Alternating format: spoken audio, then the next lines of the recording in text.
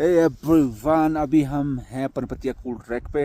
आज हमारा 5वां दिन है। सो अभी जो हमारा कैंप साइट है पार्वती गली में, हमने अपना कैंप साइट सेट किया है और मैं और मेरे फ्रेंड अभी ये आ रहा नीचे पार्वती कॉल के लिए जा रहे हैं, ऊपर रेकी के लिए थोड़ा, क्योंकि वहाँ रो फिक्स करनी पड़ेगी हमें।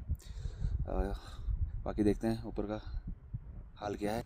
ये रहा अपने साथ वाला जो ऊपर आ रहा है अभी, अंकित भाई। तो अभी जा रहे हैं हम रेकी के लिए। तब तक आप लीजिए नज़ारे, कुछ ऐसे नज़ारे हैं यहाँ, सही बने रहिए। सिया।